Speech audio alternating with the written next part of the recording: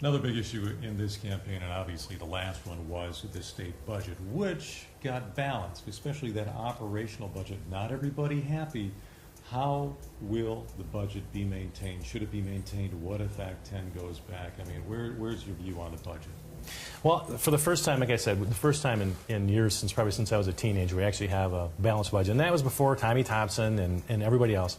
And we need to maintain that. Just like everybody at home has to live within a budget, our state government needs to live within its means. It needs to live smart government. We were able to balance the budget, and we came up with a surplus. And instead of spending that surplus, we pulled a percentage of that surplus out and put it in a rainy day fund, a savings account that the state can live on to.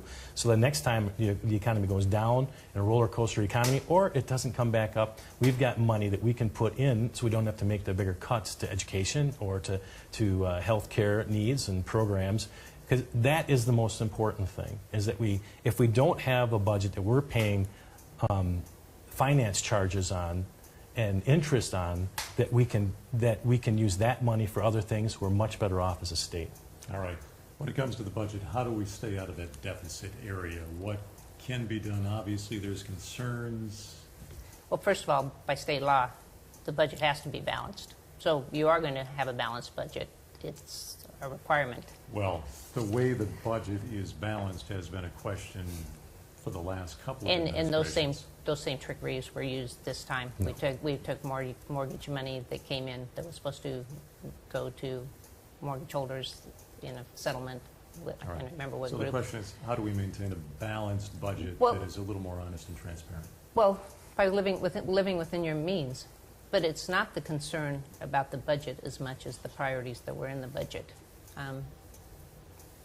Joe and the Republicans chose to take an exceeding, what in my opinion was an exceeding amount, to corporate tax giveaways and take that away from education.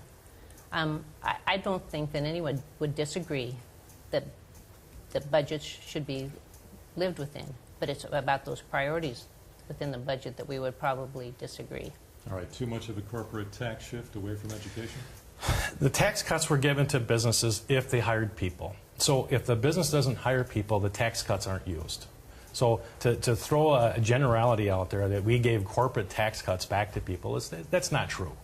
I mean, we gave tax cuts out to businesses. They hired people. If you hired people, you got a tax cut. And by giving them a $2,000 tax cut, if they hire somebody per person, and you get somebody on the books that's making $25,000, $30,000 a year, I think that's a pretty good winner. I think. All right. But those credits were built into the budget, whether at some point in time they were used or not. Those credits are built into the budget, and that's just a priority. I would not have. Yes, they were forecasted into the budget. They were forecasted into the budget. But the thing is we need companies to come back and create jobs. And the jobs create tax revenue, which puts into the state coffers, which puts into the local coffers, which helps education, which helps local municipalities, which helps the state government to put more money into Badger Care, to put more money into education. And it all goes back to tax revenue, because the government, as a government, we can't make money. Right. We can confiscate money in taxation, and that's what we have to prevent. We have to stop the confiscation and get more businesses to come in here and create tax revenue. All right, so the money back in education? Right, but I think that was very telling that Joe called it a confiscation of monies. It is. When you tax people as if taxation does no good. I think that when we tax people, we should be very diligent in what we tax for, but that it should be for the good of the community. It's not a confiscation. Right, and that's the problem. In the past, and Republicans and Democrats are both guilty of this, we have not prioritized and we have not spent the taxpayers' money wisely, and that's confiscation. When you take the money in taxation and you spend it unwisely. And for the first time, we were able to balance our budget and live within our means, and we can honestly say we have a surplus, that we have a rainy day fund for the first time in many years, and this creates smart government, and that's what people want, smart government with their taxation. But basically, you would like to see the fact that some of the tax breaks would not be worked into the budget. Correct. That way. Well, as Mr. Knilans said, he thinks that it's confiscation unless it's money wisely spent, in his estimation. wisely spent is different than my definition of wisely spent. I All right, think that so there's, it does come down to priorities, Yes. obviously different ones.